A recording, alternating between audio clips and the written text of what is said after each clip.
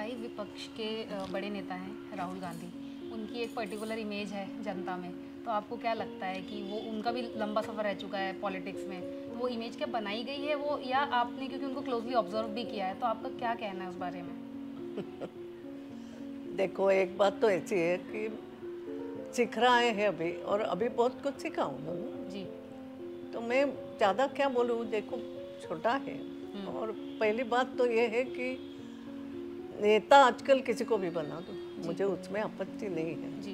Speaker का काम ये है कि विपक्ष को अपनी बात रखने का पूरा मौका देना है, लेकिन सत्ता पक्ष का जो काम है वो भी आगे बढ़ाना है। उनके बिल हो, कुछ उनका प्रस्ताव है, वो भी कैसे पास हो, तो इन दोनों का समन्वय, और सत्ता पक्ष को भी अपने बिल, अपने कानून पास कराने में मदद करना है, मगर विपक्ष को भी समेत है, तो दोनों का समन्वय आपको साधना है।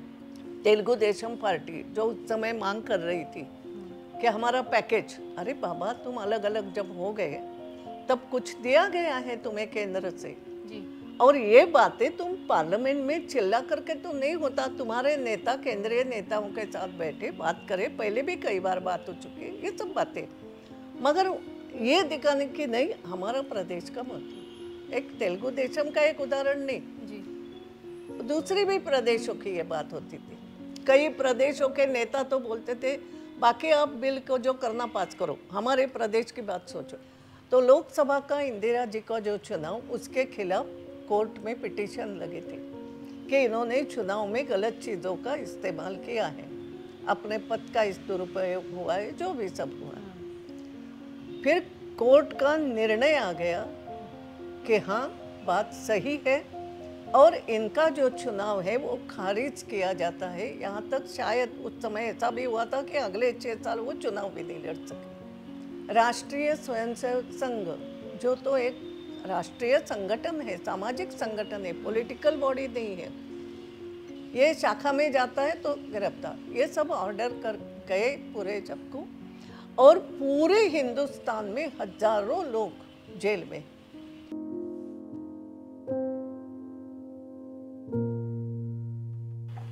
हेलो, नमस्ते, मेरा नाम है प्रियंका सिंह और मैं आप सभी लोगों का स्वागत करना चाहती हूँ लिविंग यूनिकॉर्न्स पे।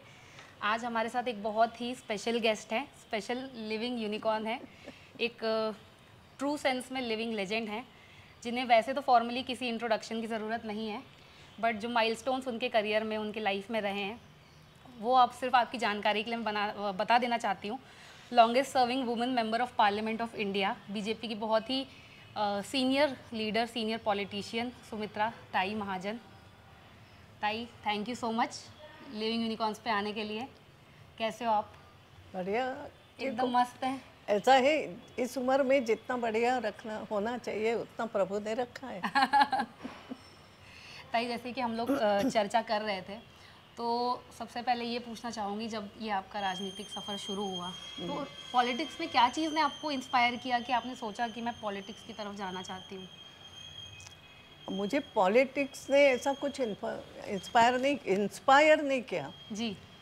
एक्चुअल पॉलिटिक्स में कुछ बातें जो गलत होती थी, राजनीति में कुछ गलत मोड़ पे जा रहा है ऐसा लगा, तब लगा कि नहीं, आना चाहिए।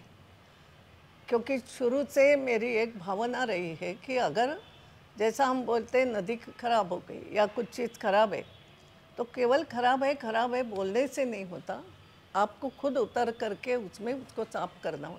मैं एक गृहिणी के नाते बोल रही हूँ, मैं मेरे घर में कहूँगी अरे कोने में कितना कचरा पड़ा, तो कचरा पड़ा रहेगा, लेकिन जब मैं झाड़ू ले करके उसको साफ करूँगी, फिर बाकी लोग देखेंगे तो फिर वो अरे नहीं, इसको साफ करना पड़ रहा है, नहीं डालना, कुछ सीख जाए। तो इसलिए मैं जो राजनीति में आई तो एक प्रकार से इसलिए आई कि नहीं, ये गलत हो रहा है, इसका सामना करना पड़ेगा। जी। मैं बात कर रही हूँ इमरजेंसी की। इमरजेंसी के टाइम 75 में, 1975 में मैं तो सादी गृहिणी थी जी। ज़्यादा से ज़्यादा जिसको हम कहते हैं कि राष्ट्र सेविका समिति में जाती थी, सामाजिक इसमें जाती थी जी। हमारी सासू जी के साथ महिला मंडलों में जाती थी, थोड़े बहुत कई प्रवचन करती थी, भाषण, ये सब करती थी। हाँ।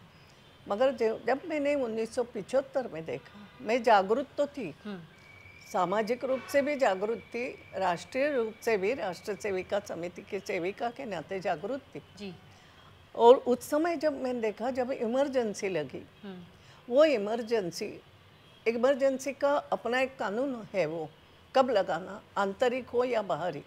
जैसे बाहर किसी देश से आपकी लड़ाई हो रही है तो ऐसे में हम बोलते बाहरी ये इमरजेंसी लगाई जाती, आपातकाल, यानी आपातकाल, इमरजेंसी का अर्थ है आपातकाल जी। तो आपातकाल यानी कोई संकट आया है तो कुछ एक नियम बनाएंगे कि बाहर जाने का वीज़ा किसको देना, क्या नहीं, क्या कई सारी बातें, बाहर के रिलेशन, बाहर के देशों से कैसे रहे, उसमें क्या फ़र्क पड़ेगा, क्या, ये एक बात होती।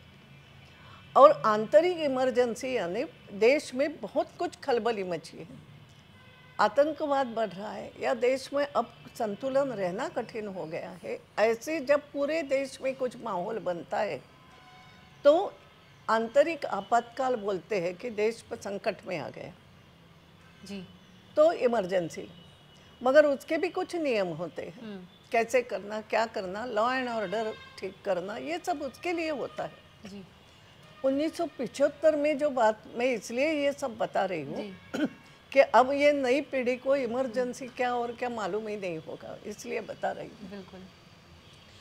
कि उस समय हाँ। ऐसा एक बात हुई थी कि जो राजनीति में होता रहता है कि जैसे उस समय माननीय इंदिरा जी के और विरोधी पक्ष करता ही रहता है, आरोप हुए थे, कुछ ठीक नहीं चल रहा था, कुछ विद्यार्थियों की भी एक प्रकार से ये चल रहा था आरक्षण को लेकर, कई सारी चीज़ें वो चलती रहती हैं, अभी भी हम देखते हैं, कई आंदोलन होते हैं, कई कुछ होते हैं। मगर उस समय जो एक बड़ी बात हो गई थी, माननीय इंदिरा जी देश की प्रधानमंत्री थी।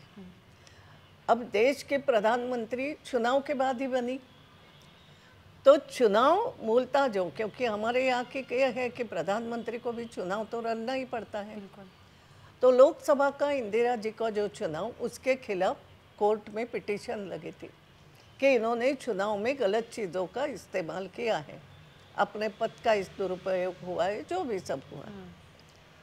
फिर कोर्ट का निर्णय आ गया कि हाँ बात सही है और इनका जो चुनाव है वो खारिज किया जाता है। यहाँ तक शायद उस समय ऐसा भी हुआ था कि अगले 6 साल वो चुनाव भी नहीं लड़ सके। अब कोर्ट का ये निर्णय आने के बाद पहली बात क्या होना चाहिए, तो प्रधानमंत्री पद से इस्तीफा होना चाहिए। आज का भी युवा यही कहेगा कि इस्तीफा होना चाहिए, क्योंकि कोर्ट ने आपके खिलाफ निर्णय दे दिया है, हाई कोर्ट ने। तो निर्णय के बाद वो होना चाहिए, वो तो हुआ ही नहीं। और अपनी कुर्सी बचाने के लिए मैं प्रधानमंत्री की कुर्सी कैसे छोड़ूं, दूसरा कोई प्रधानमंत्री बनता, देश कोई ये नहीं हो जाता।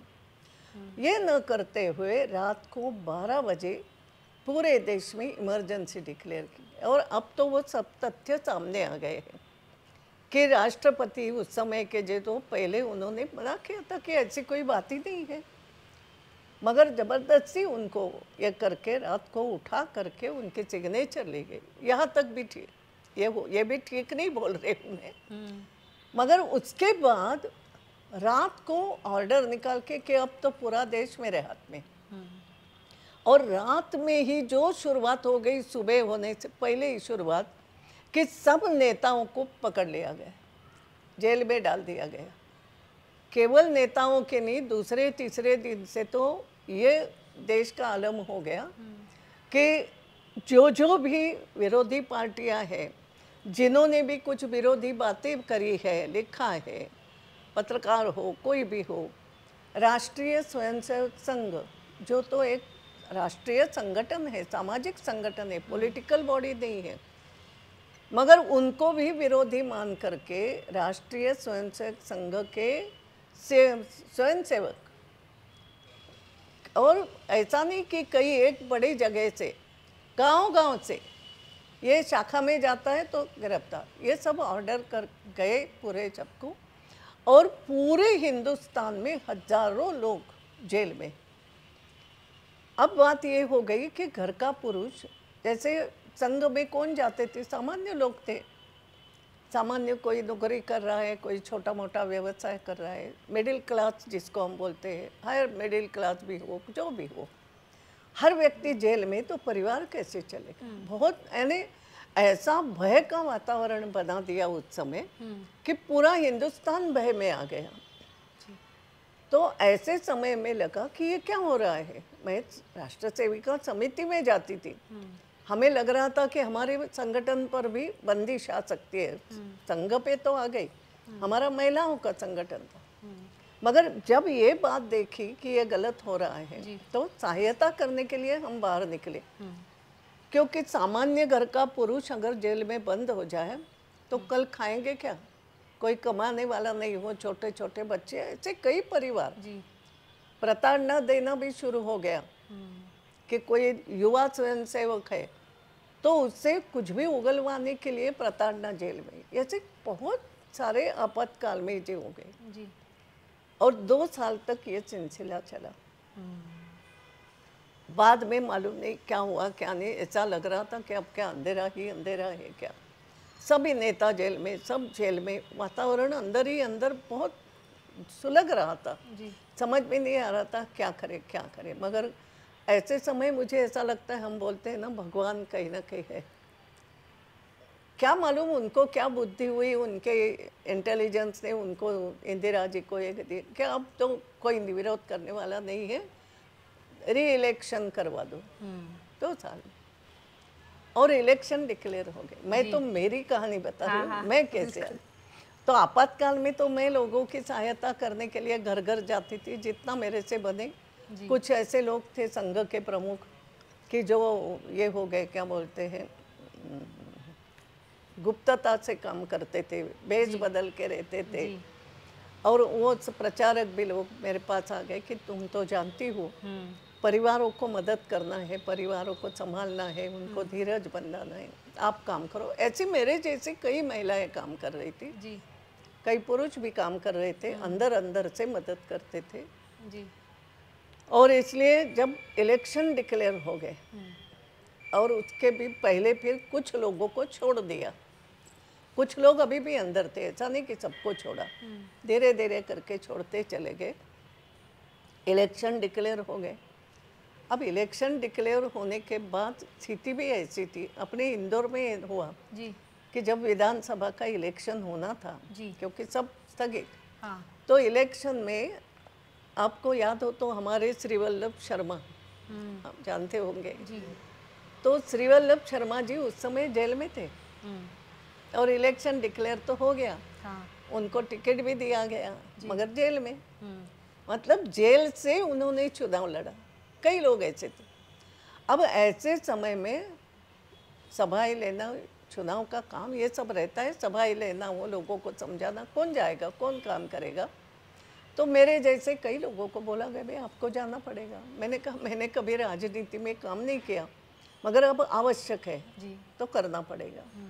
इसलिए मैं घर से निकली और फिर प्रचार के लिए भी जाती थी, वो तो पहले भी जाती थी, मगर अब सभाएं लेना शुरू किया, क्योंकि मैं प्रवचन करती थी, सबको मालूम था, बोलती अच्छा हो तो ये भी करो।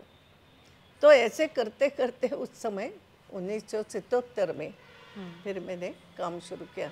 उसके 2 साल पहले तो ये करती थी और 77 में मैंने थोड़ा काम शुरू किया।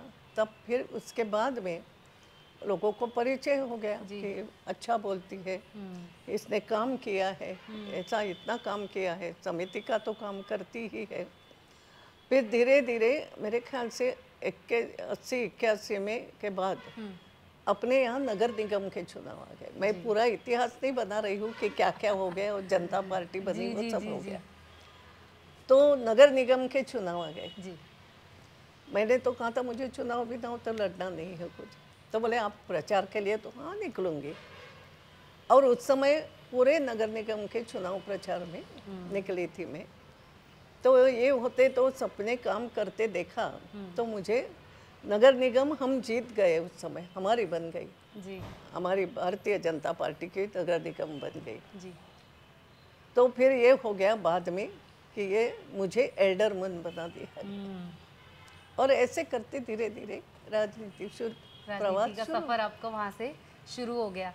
ताई लगातार 8 बार आप यानी संघर्ष के लिए जी अन्याय, अत्याचार, गलत बात। जी तो मैंने जैसे अभी कहा कि गलत कहीं कुछ हो रहा है, कुछ कचरा पड़ा है, कौन साफ करेगा, मुझे करना पड़ेगा, ये भाव शुरू से रहा। तो भाई मुझे आना पड़ेगा, मैं घर में बैठ के दोष देती रहूं किसी को, ये तो नहीं हो सकता। बिल्कुल। तो निकल गए। ताई लगातार इंदौर से इतने साल तक आप जीतती रही, सांसद रही, ये जादू और ये जनता के साथ इतना दिल का रिश्ता कैसे बना कि ये रिकॉर्ड कायम हुआ कि आप लगातार जीतती रही? देखो, एक तो मैं इंदौर को, इंदौर वासियों को धन्यवाद देती हूँ, क्योंकि कोई व्यक्ति कितना भी कहे हम अच्छा है, अच्छा काम करते हैं, जी मगर अच्छे काम को जानने वाला भी तो होना चाहिए कि नहीं अच्छा है। तो इंदौर वासियों को इसलिए धन्यवाद देती हूँ कि जो भी कुछ अच्छा किया हो जीवन में उसको उन्होंने सपोर्ट किया। जी यानी काम तो करती रहती थी, लोगों से संपर्क ज़्यादा से ज़्यादा, ये सब चीज़ें होती ही रहती थी, मगर इंदौर वासियों ने ये ज़रूर सब चीज़ों को कैसे जाना। एक छोटी सी बात बता दी जी कि एक बार ऐसे काम करते करते कुछ हुआ, मेरी जो गाड़ी थी, ऐसी गाड़ी कुछ लोगों ने मिल कर के बैठ करी थी, क्योंकि जाना पड़ता है गांव तक। हाँ तो मैं बोलती हूँ मैं ईमानदारी से काम करती हूँ, मगर ईमानदारी को रिकॉग्नाइज जनता ने करना, क्योंकि जनता भी परखती रहती है। जी तो गांव में गाड़ी का दरवाजे का हैंडल टूटा हुआ था ये हुआ। तो किसी एक कार्यकर्ता ने वो, ताई अब तो गाड़ी बदलो, मुझे ताई बोलते, गाड़ी बदलो, हैंडल टूटा है। तो मैंने कहा तुम जानते हो ना ताई के पास तुम्हारे पैसा कहाँ है कि नई गाड़ी लेना पैसा खूब लगता है।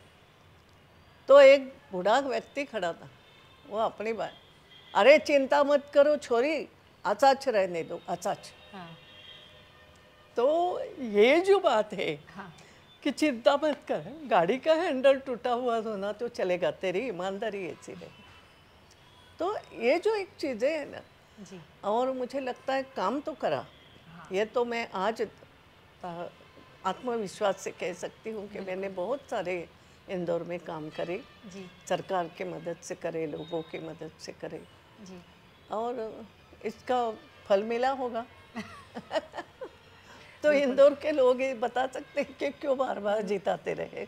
नहीं मगर जिताते रहे, पार्टी टिकट देती रही, जिताते रहे। 90 का दशक था जब अटल जी का राज था, जब उनकी सरकार थी, तब का दौर कैसा था? और उनके साथ जो आपने उनकी लीडरशिप में उनके साथ काम किया, वो टाइम कैसा था, वो अनुभव कैसा था आपका? अटल जी के समय की बात जो हम कर रहे थे कि अटल जी, अडवाणी जी, या उस समय का पूरा नेतृत्व, मध्य प्रदेश में ठाकरे जी थे, सुंदरलाल ये थे सुंदर सिंह भंडारी, ये सभी क्या इन्होंने संगठन को तैयार करते हुए काम किया था। तो हर गांव के जैसे कार्यकर्ताओं को जानते थे। अटल जी ने तो पूरा हिंदुस्तान ऐसे खंगाल लिया, एक कार्यकर्ता के नाते खंगाला था, ऐसा मैं कहूँगी। जी जी तो इंदौर में अगर आए तो इंदौर के कई कार्यकर्ताओं को नाम से जानते थे, ये उनकी विशेषता थी। हाँ और इसलिए स्वभाव भी कुछ लोगों के जानते थे इंदौर के रास्ते, क्योंकि वो जमाना टांगे का जमाना था, अपने इंदौर में टांगे चलते थे। तो वो बोलते थे कई जगह, हमारे लालचंद जी मित्तल जैसे बोलते थे, अतर जी को मैं टांगे में लेके घुमा हूँ। तो ऐसे नेता थे। तो वास्तव में उनका अनुभव भी बहुत था, जीवन का अनुभव बहुत था जी और कैसे जनता को जोड़ना, कार्यकर्ताओं से जोड़ना, ये उनकी बहुत अच्छी खूबी थी उनमें। तो उनके साथ काम करना बहुत अच्छा लगता था। जी यानी एक मित्र भाव से सबको समझाते थे, कितना भी छोटा कार्यकर्ता, बात करते समय मित्र भाव से जी जी करना, ये मैंने उनसे ज़रूर सीखा। कभी ऐसा नहीं लगा ये बड़े नेता तो थे, हाँ। तो हम मर्यादा में तो उनसे बात करते थे, मगर वो इतने मज़ेदार उनका स्वभाव था जी कि सामने से तुम दबे पाँव से उनके सामने होता, हाँ क्यों, क्या है, फोटो चाहिए, क्या है, कुछ लाए हो, मतलब ये जो उनकी स्टाइल थी बात कर, तो आपका भी संकोच टूट जाता था। हमने इंदौर में जब आए थे तो सभी महिलाओं की इच्छा थी जी वो उस दिन शायद राखी थी, अच्छा। उस दिन थी या राखी पास में आई होगी। तो महिलाओं के मोर्चा की इच्छा थी, ताई आज अटल जी को राखी बांधना है। अटल जी सभा के लिए आए थे। हाँ। तो मैंने कहा आप देखो, तो कचा क्या होता है देख लेते। तो कहाँ मैंने, हम बैठे थे यहाँ तुम्हारे अपना क्या है वो सरकारी, तो हॉल में बैठे थे ऐसे। गांधी हॉल? नहीं रे, जहाँ अपन रुकते हैं, मैं आजकल ऐसे रेसिडेंसी कोठी। रेसिडेंसी में थे वो, और बैठे थे, कोई मिल ले रहे थे सब। तो मैंने जाके उनको कहा कि महिला मोर्चा आपको राखी बांधना चाहता है। अच्छा बोले, तो ठीक है बांधो, मतलब मना नहीं करा। तो सब महिलाओं ने आकर के उनको राखी बांधी। बस किसी को कुछ सूझा कि ताई वो चुनाव के लिए सभा लेने आए, तो आप तो सभा में बांधो। मैंने कहा अरे मैं क्या, इसमें क्या, नहीं बांध। अब उनका एक विषय ऐसा कि बोलने का लहजा ऐसा होता था कि राखी बांधने जैसे मैं आगे बढ़ी तैसे बोल, अच्छा अब इतने सारों के साथ तेरी भी रक्षा करनी पड़ेगी। यानी इतनी सारी महिलाएं, अब तेरी भी अब रक्षा करनी, मतलब तू तो अब बन गई ना कुछ, तेरी भी रक्षा। तो ये जो एक उनका ये था व्यक्तिगत, मतलब बातें जी है बहुत अच्छा। और सिखाते भी थे कैसे करना, क्या करना, काम उनके साथ काम करने में बहुत अच्छा। अडवाणी जी भी कुछ दिन तक हम थोड़े डरते थे। अच्छा। हाँ, क्योंकि अडवाणी जी कम बोलते थे उस समय, थोड़े से। मगर धीरे धीरे ये आया कि अंदर से बहुत प्रेम करते थे, बहुत सिखाते थे, नई नई बातें सिखाते थे। उनका एक ये था, देख आपको बताती हूँ कि हमारी एक बैठकें होती थी हर मंगलवार को, सांसदों की बैठकें। और अडवाणी जी पर्टिकुलरली बहुत अच्छी बातें बताते थे, क्या करना इस सप्ताह, क्या है क्या नहीं। एक बार सांसदों की बैठक में, उस समय ये नया नया लोकसभा का ये ऑनलाइन दिखाना शुरू हो गया, डायरेक्ट टेलीकास्ट। जब दूरदर्शन का ज़माना आ गया, सब हो गया, डायरेक्ट टेलीकास्ट होगा। फिर तब अडवाणी जी ने एक प्रकार से एक क्लास ली हमारी सबके, सब सांसदों की। अब सब दूरदर्शन में दिखोगे, अब डायरेक्ट टेलीकास्ट होगा, अब कई लोग आपकी इंटरव्यू लेने आएंगे, ये करेंगे, आप कैसे रहोगे, आप कपड़े कैसे पहनोगे, थोड़ा सा कलरफुल कैसे रहना। मैंने, मुझे याद है छोटी छोटी बातें उन्होंने हमें उस समय सांसदों की बैठक में सिखाई कि कैमरे के सामने जाते समय कैसे जाओगे, पार्लियामेंट में देख लो कि कहीं भी कैमरा आपको कैच कर रहा है तो कैसे रहोगे। यानी ये जो मिला इन नेताओं से, बहुत छोटी बातें जीवन में, छोटी से लेके बड़ी बातें जी, बड़ी देश की राजनीति की बातें तो सीखते ही थे, मगर ये बहुत कुछ मिला उन सभी नेताओं से हमें। ताई, तो जब आप मेंबर ऑफ पार्लियामेंट बनी, तो उसके बाद क्या आपकी लाइफ में आपने ऐसा अनुभव किया कि क्या बदलाव आया, क्या ऐसे प्रिविलेजेस होते हैं जो एक मेंबर ऑफ पार्लियामेंट को मिलते हैं? प्रिविलेजेस उस समय बहुत कम प्रिविलेजेस मिलते थे जी, मिलते थे, नहीं ऐसा नहीं, मगर एक तो जिसको तुम आजकल बोलते हैं ना पर्क्स, रुपया का मानधन जो भी है बहुत कम होता था। इतना नहीं होता था, मगर ठीक है जो भी होता था। और दूसरा ऐसा, फिर आपको देखो इतना एक पूरी कॉन्स्टिट्यूएंसी का काम देखना है तो ऑफिस तो खोलना पड़ता है, आपको असिस्टेंट भी रखना पड़ता है, मगर असिस्टेंट के लिए भी आजकल बहुत अच्छा ये मिलता है पार्लियामेंट से, क्या बोलते हो तुम इसको, स्टाइपेंड का हो ये जो भी, मगर उस समय बहुत थोड़ा मिलता था, उतने में ही आपको सब संभालना पड़ता था। तो पहले तो गाड़ी भी नहीं थी, हमारे पास भी नहीं थी जी, हमें ये नियम फिर तैयार हो गया कि महीने में 8 दिन कलेक्टर आपको गाड़ी प्रोवाइड करेगा, जीप, कि जिससे आप अपने कॉन्स्टिट्यूएंसी में घूम सको, महीने में 8 दिन, 8 बार, ये देख लो। मतलब गाड़ी भी नहीं है, हम अपनी गाड़ी से ही चले, स्कूटर से चले, कैसे चले, मगर गांव में जाना हो तो गाड़ी की ज़रूरत पड़ती थी। तो मैंने जो आपको कहा ना कि कुछ साल बाद अपने कुछ लोग एकत्रित हो गए और बोले ये करके मुझे गाड़ी ला के दी। देखते उस समय ये नहीं था गाड़ी का, हम भी मध्यम वर्गीय लोग थे। तो पार्लियामेंट से बहुत प्रिविलेज जैसे नहीं, आज कैसे तुम्हें तुरंत सुरक्षा व्यक्ति मिल जाता है, अब आपका ये भी बढ़ गया है, मेहनताना जो मिलता है वो। जी। पहले तो मेरे ख्याल से जो रोज पार्लियामेंट अटेंड करो तो रोज आपको साइन करना पड़ती थी, और मेरे ख्याल से उस समय 150 या 200 रुपए कुछ मिलते होंगे, याद नहीं, मगर इतने ही थे, और रोज साइन करना पड़ता। कुछ साल बाद ये नियम आया, सप्ताह में एक दिन साइन करो तो चलेगा, क्योंकि वो भी कई लोगों ने कहा अरे कहीं हम भूल जाते हैं, हम अटेंड तो करते हैं भूल जाते हैं, और भूल गए तो फिर उस दिन का हमें ये नहीं मिलता है, तो क्या करें। तो करते करते अब वो भी बढ़ गया, कई सारी चीज़ें, अब सुविधाएं भी बढ़ गई है, आपको लोन मिलता है गाड़ी लेने की, अच्छा भी है क्योंकि काम भी बढ़ गए हैं, और उसके साथ ये सब चीज़ें आवश्यक है, तो बढ़ती जाती है, मिलता काम भी बढ़ता जाता है, लोगों की अपेक्षाएं भी बढ़ गई है ना। अब लोगों के हजारों आंखें ऐसी लगी रहती, केवल आंखें नहीं लगी रहती, साथ में फोन, हर एक के पास कैमरा हो गया। हाँ। तो आप कुछ भी करो, हाथ हिलाओ तो भी वो कैमरे में कैद कहाँ से होता है आपको नहीं मालूम, और सोशल मीडिया आ गया, कई सारी चीज़ें होती। तो ये सब चीज़ें बदलाव होते रहते हैं, तो पैसे भी, प्रिविलेजेस भी बहुत सारी बढ़ती चली गई। लेकिन जैसे आपकी छवि हमेशा क्लीन इमेज रही है, एक नॉन कंट्रोवर्शियल रही है, और पक्ष हो चाहे विपक्ष हो, आप हमेशा बहुत रिस्पेक्टेड फिगर रही हैं, और जब लोकसभा में भी आप एक स्पीकर के तौर पे चुनी गई तो एक जुट से चुनी गई, तो ये कैसा, ये जो मैंने पहले भी शब्द यूज़ किया था, ये कैसा जादू है? जादू नहीं है, एक तो ये संस्कार है जी। बात ये है कि मैंने कहा मैं राष्ट्र सेविका समिति की सेविका हूँ, उसका एक संस्कार है कि हमें काम किसके लिए करना है, देश के लिए, और सबको करना है, मैं ये मानती हूँ।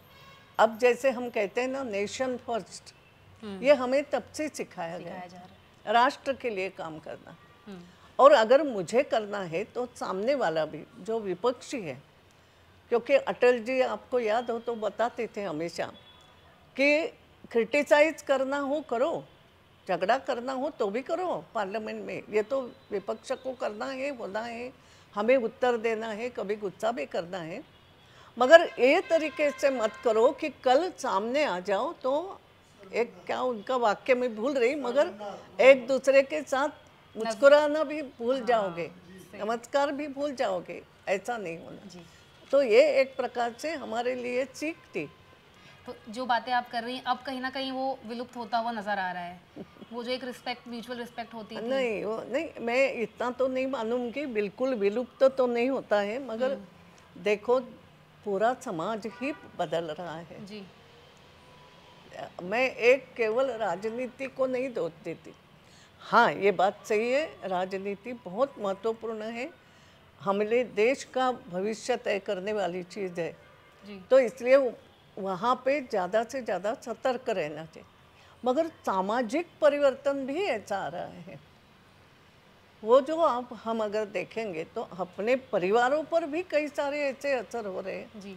वो वहाँ हो सकता है बाहर ज़्यादा बड़े रूप में अंकित होते हो, दिखते हो, राजनीति में भी एक दूसरी बात जो आ गई, मैंने भी महसूस करी कि प्रादेशिक राजनीति का महत्व, हमने जब कहा राष्ट्र सर्वोपरि, प्रादेशिक पार्टियां तय, अब प्रादेशिक पार्टियां क्यों बन गई, क्यों बढ़ रही है, इसको भी सेंट्रलाइज एक विचार होना चाहिए कि कहीं हमारे केंद्र से तो नहीं हमारी गलती हो गई पुराने ज़माने में कि हमने प्रदेशों को महत्व नहीं दिया, ऐसा भी तो नहीं हुआ, तो ये एक नीति का प्रश्न है, मगर होना शुरू हो गया प्रादेशिक पार्टियां, और उनका ये था कि मैं और मेरा प्रदेश, कदाचित मुझे ऐसा लगता है मैं बहुत ज़्यादा बोल रही हूँ कि हम इतिहास भूल गए हमारा, मैं और मेरा प्रदेश, मेरे प्रदेश में मेरा अपना, फिर मेरे प्रदेश के जीतने की दृष्टि से मैं कुछ अलग राजनीतिक बातें करूं, फिर राष्ट्र सर्वोपरि भाव कम होते हैं क्या? होता है क्या? मैं ये नहीं कहती होता है, मगर कई बार ऐसे दिखता है कि पहला मेरा प्रदेश बोलो, यानी पार्लियामेंट में भी कई बार मुझे ये सहन करना पड़ा। जी। तेलुगु देशम पार्टी जो उस समय मांग कर रही थी कि हमारा पैकेज, अरे बाबा तुम अलग अलग जब हो गए तब कुछ दिया गया है तुम्हें केंद्र से जी। और ये बातें तुम पार्लियामेंट में चिल्ला करके तो नहीं होता। तुम्हारे नेता केंद्रीय नेताओं के साथ बैठे बात करें, पहले भी कई बार बात हो चुकी है ये सब बातें, मगर ये दिखाने की नहीं हमारा प्रदेश का महत्व। एक तेलुगु देशम का एक उदाहरण नहीं जी, दूसरी भी प्रदेशों की ये बात होती थी। कई प्रदेशों के नेता तो बोलते थे बाकी आप बिल को जो करना पास करो, हमारे प्रदेश की बात सोचो। अरे बाकी बिल भी जो पास करना है वो पूरे राष्ट्र के हिसाब से है, सही बात। राष्ट्रीय नीति है वो। तो कई बार फिर ये हो जाता है, हालांकि ये समझ सबकी नहीं रहती। विपक्ष में भी कई नेता ऐसे होते हैं वो प्रादेशिक स्तर के भी चुनाव जीत के आए हो, मतलब प्रादेशिक पार्टी से, तो भी उनका विचार सर्वव्यापी रहता है। मैं सबको नहीं है करती, मैं तो एक बात बता रही हूँ। तो आजकल ये जो लगता है दिखता है एक अभ्यास होना चाहिए। हम कहाँ जा रहे? अगर मैं पार्लियामेंट का चुनाव लड़ रही हूँ तो कहीं ना कहीं मैं देश के हिसाब से सोचूं। विधानसभा का चुनाव लड़ना है तो मेरी ये इतनी विधानसभा और मेरा प्रदेश, कोई बात नहीं, इतनी बात सोचूं। तो यही तो हम बोलते हैं ना कि तुम एक पेड़ी ऊपर चढ़ते हो, पार्लियामेंट मेंबर को बड़ा मानते हो। तो ये सब सोच कहीं ना कहीं ये होना चाहिए, पुष्पित पल्लवित होना चाहिए। वो लगता है उसमें थोड़ी कमी आ गई। बिल्कुल। तो जब मेंबर ऑफ पार्लियामेंट के जब नेता आपस में आर्ग्यू करते हैं, जब लड़ रहे होते हैं, अपने अपने विचार रख रहे होते हैं और आपको उनको सुपरवाइज और हैंडल करना होता है, तब आपको आपके दिमाग में क्या चलता रहता है? कैसे हैंडल करते थे आप? नहीं देखो ऐसा है, मेरा एक तो पार्लियामेंट का अनुभव बहुत साल का जो हुआ, इंदौर को धन्यवाद है, उस अनुभव का मुझे फ़ायदा मिला। बहुत बार पार्लियामेंट मेंबर रहे, तो पार्लियामेंट मेंबर के नाते मैं नीचे बैठ कर के जो अनुभव करती हूँ कि स्पीकर के व्यवहार, कई सारे स्पीकर मैंने देखे और तब कई बार ऐसा हुआ कि कुछ स्पीकर लगा कि अरे कितना व्यवस्थित देख रहे हैं, सब पर ध्यान दे रहे हैं। तो वो अगर मैं विपक्ष में हूँ मुझ पर भी ध्यान दे रहे हैं तो मुझे अच्छा लगता था। तो ये एक सीख ली ना मैंने कि वहाँ बैठा हुआ व्यक्ति, उसको सब दूर देखना है, ऐसी अपेक्षा में यहाँ बैठ के कर रही हूँ जी। तो जब मैं वहाँ बैठूंगी तो मुझे करना पड़ेगा ना। बिल्कुल। तो उसका फ़ायदा मुझे मिला कि वो देते थे। मुझे भी कई बार ऐसे स्पीकर अच्छे मिले कि उनका मेरे तो मैं हाथ उठाती थी तो वो इशारे से हाँ कि मैंने देखा, समय मिलेगा। कई बार ये भी होता था मैं ज़्यादा गुस्से में बोलूँ तो बोलते अरे शांति से बोलो, यानी समझो मैं विपक्ष की हूँ तो भी बोलते हैं। तो तब से ये सब बातें सीखते मैंने समझ ली थी कि स्पीकर का काम क्या है। मैं जो समझती हूँ स्पीकर का काम ये है कि विपक्ष को अपनी बात रखने का पूरा मौका देना है, लेकिन सत्ता पक्ष का जो काम है वो भी आगे बढ़ाना है। उनके बिल हो, कुछ उनका प्रस्ताव है, वो भी कैसे पास हो। तो इन दोनों का समन्वय और सत्ता पक्ष को भी अपने बिल अपने कानून पास कराने में मदद करना है, मगर विपक्ष को भी समेत है। तो दोनों का समन्वय आपको साधना है। ये मेरे बहुत इससे मुझे समझ में आया जब मैंने सीखा ये सब। और उसमें भी एक दूसरी बात जो मैं कहती हूँ कदाचित प्लस पॉइंट मुझे मिलता था, वो प्लस पॉइंट मुझे ये मिलता था कि एक तो मैंने जो नेता अनेक बड़े बड़े व्यक्तियों का अभ्यास किया था, जो प्रवचन देती थी तब बहुत कुछ पढ़ा था और उसमें ये पढ़ा था कैसा व्यवहार, अगर तुम ऊंचाई पे जाते हो तो व्यवहार कैसा हो। दूसरा ये एक मातृत्व की जो बात है कि बच्चे हमारे ही दो बच्चे अलग स्वभाव के होते हैं। हम बोलते हैं ना अरे ये बड़ा वाला है ना बहुत अच्छा शांति से समझता है, ये छोटा वाला है ना बहुत मस्ती कर। तो एक ही माँ के दो बच्चे अलग स्वभाव के होते हैं। माँ दोनों को भी एडजस्ट करती है, दोनों को समझाती है, दोनों को खुश रखने का प्रयास करती है और दोनों को ठीक रास्ते पर ले जाती है। तो मुझे लगता है ये मातृत्व का भाव मेरे काम आता था। के फेवरेट लीडर कोई रहे हों? बहुत सारे हैं, अब लिस्ट ले लूँ तो बहुत सारे होंगे। तब भी कोई हमारे नहीं फेवरेट लीडर जो अच्छे काम करते हैं, मेरे ज़माने के मैंने पहले ही कहा हाँ कि अटल जी थे, अडवाणी जी थे, संगठन के रूप से कुशाभाऊ ठाकरे थे, सुंदर सिंह भंडारी जी थे, अपने मध्य प्रदेश के सुंदरलाल पटवा जी भी थे, बोलते बहुत अच्छा थे, कैलाश जोशी, ये सब प्रादेशिक थे। राष्ट्रीय लेवल पे मैंने चंद्रशेखर जी को बात करने में बहुत अच्छा भाषण देते थे, मतलब वो तो नेता तो दो पक्ष विपक्ष दोनों में राजनीति में काम करते हुए कई सारे ऐसे लोग सामने आए।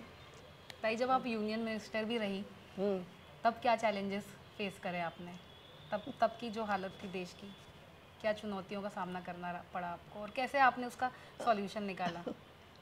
अब देखो यूनियन मिनिस्टर जब मैं रही तो ये बात भी सही है कि हमारी सरकार जो थी अनेक दलों की थी, जो अटल जी को उन्होंने ये दिया था, मैं इसकी बात कर रही हूँ अटल जी की सरकार की, उसी में रही मैं जी।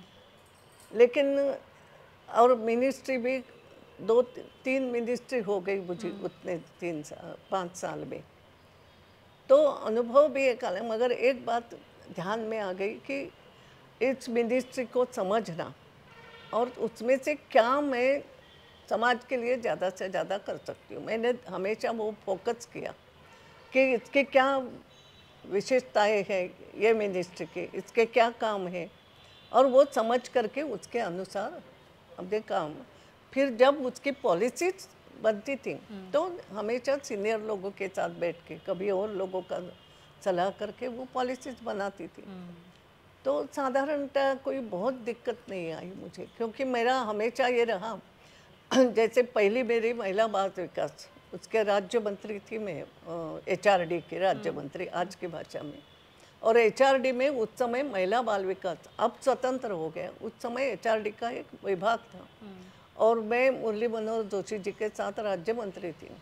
तो वैसे भी HRD बहुत बड़ा विभाग है, पूरी शिक्षण प्रणाली पूरा सब तकनीकी भी उसी में था, महिला बाल विकास भी था। तो ये एक प्रकार से मुझे माननीय जोशी जी ने कहा कि आप महिला बाल विकास आप संभालो, तो मैं महिला बाल विकास के राज्य मंत्री। मगर जब मैंने वो समझना शुरू किया तो वो मंत्रालय भी इतना बड़ा था और इतनी योजनाएं, एक बात जो समझी, हर मंत्रालय में कई योजनाएं ऐसी थी, जैसा हम कब से सुन रहे हैं ना, गरीब बचाओ क्या करो, रोटी कपड़ा मकान, ये सब बचपन से सुनते आए और उसके लिए योजना भी बनती, मगर हमारे ही कुछ प्रधानमंत्री ने कहा था ना कि लोगों तक पहुंचती नहीं, राजीव जी ने कहा था उस समय, ये सब बातें ध्यान में थी। तब मैंने सब योजनाओं का अभ्यास किया, क्या है वो महिलाओं को ज़्यादा से ज़्यादा। अब मैं बताऊं कि आंगनवाड़ी, ये आंगनवाड़ी कार्यकर्ता बेचारी गांव की है और गांव की महिला का उसके नाते उसको बच्चों का ध्यान देना है, उसको बच्चों को सिखाना ज़्यादा नहीं है, मगर बच्चों का पोषण हो रहा है कि नहीं, बच्चों को थोड़े अच्छे संस्कार हो रहे कि नहीं, ये थोड़ा छोटा मोटा काम है। फिर भी पहली बार मुझे ऐसा लगा, ये आंगनवाड़ी कार्य उस समय 250 रुपये मिलते थे। मैंने कहा 250 रुपये क्या होना, 96 की बात है वो, तो भी लगा 96 का 98 99 के। तो मुझे पहली बार मैंने सब अभ्यास करके, कितना गवर्नमेंट पे बहुत ज़्यादा भार तो नहीं पड़ेगा, तो पहली बार मैंने उस समय अर्थात सबकी सलाह लेके अटल जी सबको ये लेकर के आंगनवाड़ी कार्यकर्ता का 250 से एकदम 500 रुपये मानदेय करते हैं। और केवल कार्यकर्ता नहीं, उसकी सहयोगी थी जी, उसका उससे कम था, उसका 250 करा, मतलब ये कि ये मूल कार्यकर्ता थोड़ी सुखी हो जाए तो वो अच्छा एक काम हो जाएगा, एक काम वो हो गया। उस समय एक इसलिए सब बता रही हूँ कि छोटी छोटी बातें में हो सकता है महिला के नाते सोचती थी, महिलाओं के लिए मुझे शुरू से प्रेम था।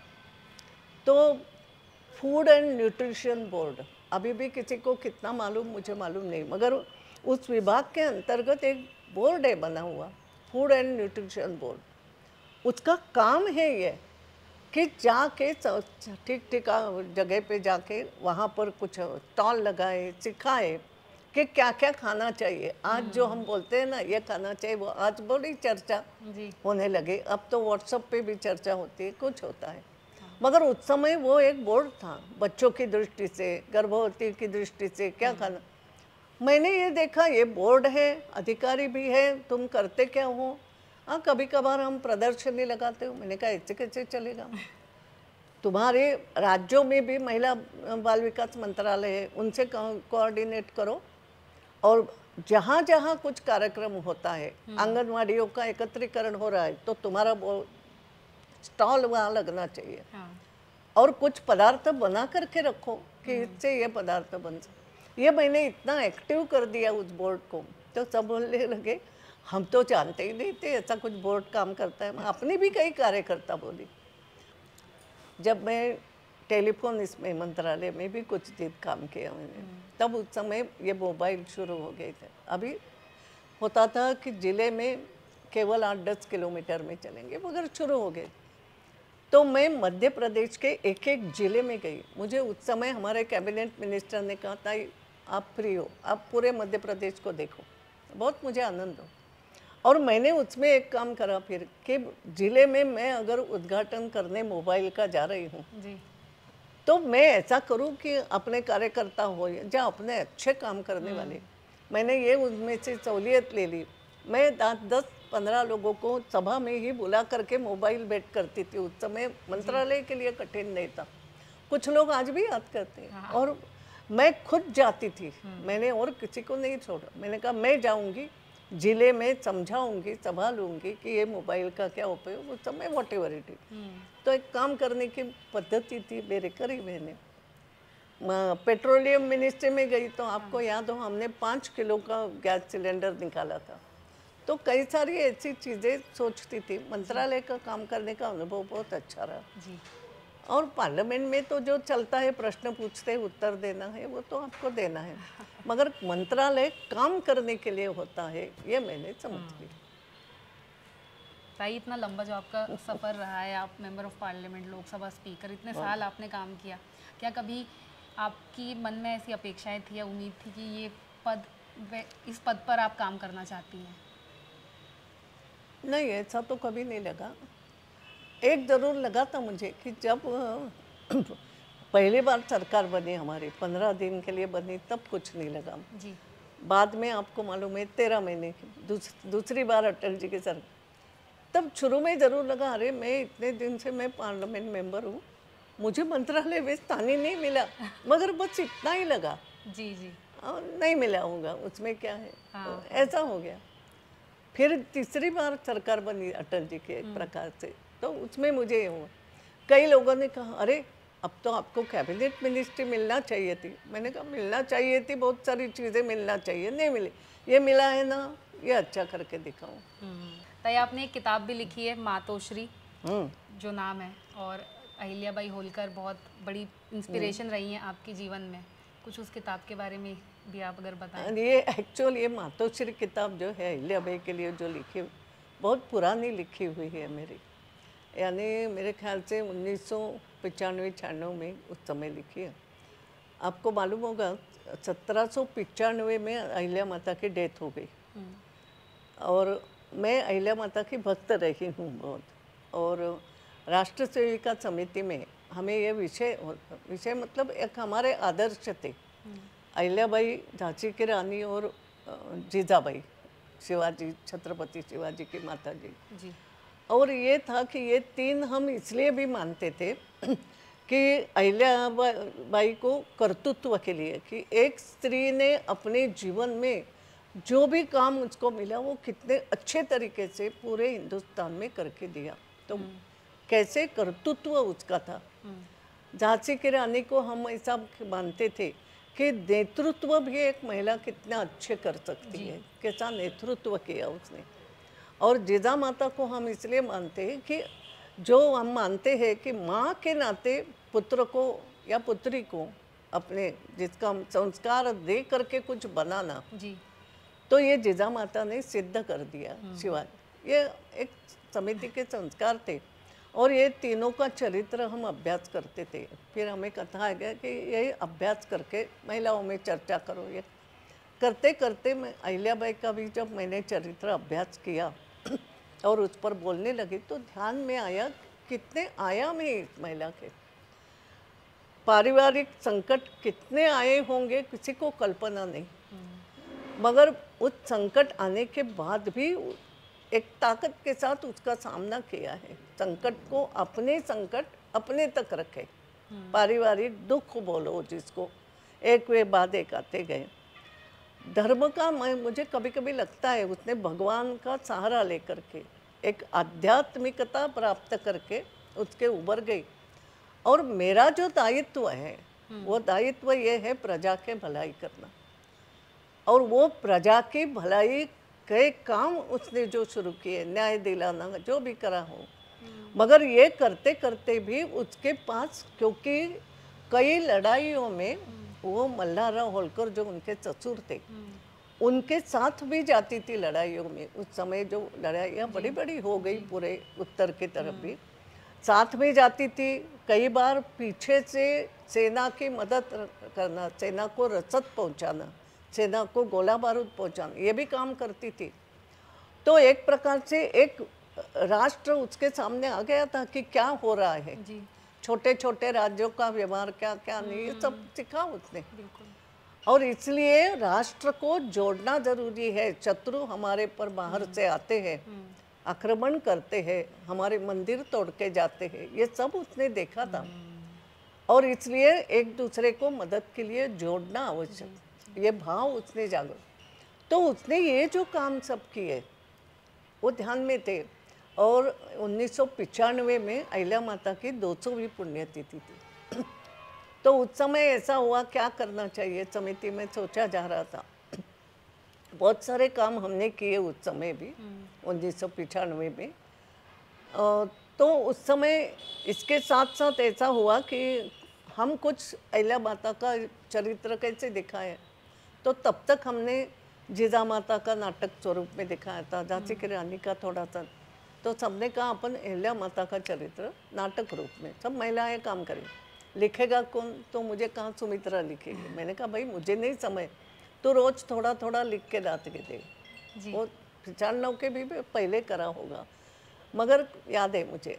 तो मैं थोड़ा थोड़ा लिख के देती थी और हमने वो नाटक का मंचन भी किया। ताई, विपक्ष के बड़े नेता हैं राहुल गांधी, उनकी एक पर्टिकुलर इमेज है जनता में, तो आपको क्या लगता है कि वो, उनका भी लंबा सफ़र रह चुका है पॉलिटिक्स में, तो वो इमेज क्या बनाई गई है वो, या आपने क्योंकि उनको क्लोजली ऑब्जर्व भी किया है, तो आपका क्या कहना है उस बारे में? देखो एक बात तो ऐसी है कि सीख रहे हैं अभी, और अभी बहुत कुछ सीखा उन्होंने जी। तो मैं ज़्यादा क्या बोलूँ, देखो छोटा है। और पहली बात तो ये है कि नेता आजकल किसी को भी बना दो, मुझे उसमें आपत्ति नहीं है जी। मगर जो जैसा मैंने कहा कि अटल जी है, अडवाणी जी है, अभी मोदी जी भी है, जो शुरू से काम करते हुए अनुभव को लेकर के बड़े होते हैं। कुछ लोग तो वैसे भी हो सकते हैं, मुझे आपत्ति उसमें भी नहीं है। तो राहुल जी के लिए क्या बोलूँ कि वैसे तो है, उनके माता पिता हो या उनके दादा दादी और भी ऊपर दादा भी हो, इनसे सबसे उनको विरासत में मिली बात है जी। और विरासत संभालना मैं मानती हूँ बहुत कठिन बात है। इसलिए कठिन बात है कि जब आपकी विरासत देखी जाती है कि ये इसके दादाजी कैसे थे, इसके परदादा कैसे कैसे उन्होंने क्या किया, ये करते करते बच्चों का आकलन होता है। कई बार वो, मैं एक जनरल बात कर रही हूँ कि कई बार बच्चों को वो संभालना भी कंधे पे कठिन हो। जैसे हम बोलते हैं ना, बड़े व्यक्ति का बेटा या घराने से ही बहुत बड़ा जो है उसका घराना है, उन्होंने अच्छे अच्छे काम, जैसे हम बोलते हैं ना एक बड़े गायक का बेटा, तो हम उसकी तरफ वैसा ही देखते। और अगर उसको नहीं गाना, अरे इतने बड़े गायक का बेटा, इसको गाना नहीं आता है, ये होता है जी। तो वास्तव में ये बहुत कठिन होता है किसी बड़े व्यक्ति का बेटा बनना या पोता बनना या जो जी। मैं एक छोटा उदाहरण के लिए बताऊं कि हमारे वसंतराव देशपांडे करके पुराने गायक, बहुत सुंदर गायक मतलब थे, उनको विरासत नहीं थी, मगर उनका बेटा गाता नहीं था तो लोगों को लगता वसंतराव देशपांडे का बेटा गा नहीं रहा। अब आपने कभी सुना हो तो उनका बेटा है राहुल, राहुल देशपांडे, और इतना सुंदर गाता है कि सब लोग बोलते हैं अरे लगता है। तो वो विरासत भी याद की जाती है। तो कई बार, और राजनीति में तो ज़्यादा ये देखा जाता है ताकि अरे इसका ये उसकी पूरी, क्योंकि उसका फायदा भी आपको मिलता है जी। विरासत का फायदा भी मिलता है। अगर आपके पीछे विरासत ऐसी नहीं हो बड़ी तो फिर आपको अपनी ज़मीन तैयार करना होती है। बिल्कुल। दोनों बातें हैं। कुछ लोगों ने अपनी ज़मीन खुद, विरासत तो मिली, जैसे अटल जी को विरासत मिली, संस्कार मिले, उनका साहित्यिक भाव जो बना है, उनके शब्द उनके पास अपार जो है उसका उपयोग जानते, तो पिताजी से वो सब मिला उनको। और मगर बाद में नेता की दृष्टि से वो अपनी ज़मीन उन्होंने खुद तैयार की, ऐसा भी होता है जी। मगर कई ऐसा, ये तो राहुल जी को ये विरासत में एक प्रकार से ये नेता कहो या राजनीति का अंगन विरासत में मिला है। संभालना कठिन है, मगर धीरे धीरे सीखते सीखते हमारी भी फिर बहुत अपेक्षा हो जाती है कि इन्होंने ऐसे करना चाहिए, इन्होंने ऐसे करना चाहिए। ऐसा नहीं होता है। हर व्यक्ति की अपनी कैपेसिटी होती है। कोई बहुत बड़े बाप का, उसके पिताजी ने बहुत व्यवसाय अच्छा चलाया तो बेटा तुरंत वैसा ही करे या उससे चौगुना करे, ऐसा भी नहीं होता है। उतना संभाले तो भी अच्छा माना जाता है कि कम से कम संभाल तो रहे। देखो ये हर एक की अपनी कैपेसिटी होती है, और इसलिए मैं ये मानती हूँ कि राहुल जी की अपनी कैपेसिटी है। राइट। हाँ, उन्होंने ये समझना पड़ेगा कि मुझे अब ये, मैं यहाँ आया हूँ, और अगर मैं यहाँ आया हूँ तो अब मुझे ये सब सीखना है, समझना है, और फिर मुझे इसमें अच्छी तरीके से चलना है, और चलने के साथ साथ ये विरासत भी मुझे ये उन्होंने समझना है। ताई जी, बस जाते जाते हमारे दोस्तों को और ऑडियंस को अगर आप कुछ छोटा सा एक मैसेज देना चाहें आपकी तरफ से तो आप दे सकती हैं। पहली बात तो मैं मैसेज देने के लिए अपने आप को इतना बड़ा नहीं मानती हूँ। मुझे ऐसा लगता है कि कोई कुछ सीखे तो अपने हमारे देखते हुए व्यवहार से सीख सकता है। जैसा अपने जो कुछ, जहाँ तुम्हें काम करना है, चाहे वो राजनीति हो, चाहे शिक्षा के क्षेत्र हो, चाहे अपना व्यवसाय हो, चाहे अपनी नौकरी भी हो, ये सब करते समय मैं इतना ही कहूँगी, कभी ये मत सोचो कि मुझे इसमें से क्या मिलना है। पैसे की तो सोचना ही नहीं चाहिए। हाँ, पैसा कमाना आवश्यक है, जिंदगी के लिए वो आवश्यक है, मगर हमेशा जैसा हम बोलते हैं बड़े लोगों की बातें ध्यान रखना है। तो बोला है कब, साईं इतना दीजिए जामे कुटुंब समाए, मैं भी भूखा ना जाऊँ साधु न भूखा जाए। साधु बोला है, बंदे अच्छे व्यक्ति भी मेरे घर से भूखे नहीं जाए। तो कितना कमाना, क्या कमाना, और मगर कमाना क्या है। तो मैं ये मानती हूँ समाज में सम्मान कमाना बहुत कठिन होता है। तो वो जो मिलने के लिए जो भी आपको करना है, जो काम हम करने जाते हैं उस काम को अच्छा ही करना चाहिए। फिर इससे मुझे क्या मिलना है ये ध्यान में मत रखो, देने वाला वो है, या आपको तोलने वाले आपके आमने सामने खड़े हैं तो लेंगे, मगर आप प्रामाणिकता से। मैं अब आपको बताऊं बच्चों, मेरे बचपन में मैंने एक, हमारे मराठी सिनेमा था, उसमें एक गाना था, वो मुझे हमेशा ध्यान में रहता है। उसमें ये गाना ऐसा था, आपके समझ में आ जाएगा, मराठी है तो भी, मन शुद्ध तुझं गोष्ट आहे पृथ्वी मोलाची, मन शुद्ध तुझं गोष्ट आहे पृथ्वी मोलाची, तू चाल पुढं तुला रे गड्या भीती कुणाची, परवा रे कशाची। क्यों क्यों परवाह करते हो, तुम्हारा मन अगर शुद्ध है तो आगे बढ़ो। तो हमेशा सबने ये ध्यान में रखना है कि अपना मन, मैं मन से प्रामाणिक हूँ ना, मैं ये प्रामाणिकता से कर रहा हूँ ना, प्रामाणिकता से सीख रहा हूँ ना, मुझे करना है ना, मेरे क्या मिले नहीं मिले नहीं मिले। तो हमेशा कोई भी काम ऐसा करने अगर हम निकलते हैं तो हमेशा कहीं ना कहीं कोई आपके पीछे, चाहे वो भगवान हो, चाहे कोई बड़ी व्यक्ति हो, चाहे बड़े व्यक्तियों के आशीर्वाद हो, ये आपको मिलते जाते हैं। ताई थैंक यू सो मच, चलो। आप आए चैनल पे। बहुत सारी बातें हैं पर टाइम की कमी है। मैं एक बार थैंक यू बोलना चाहती हूँ सुमित्रा ताई जी को कि वो हमारे साथ आई, हमें टाइम दिया। अगर आपको ये एपिसोड अच्छा लगा हो प्लीज़ हमारे चैनल को सब्सक्राइब करें, कमेंट करके ज़रूर बताइएगा। Thank you so much. नमस्ते।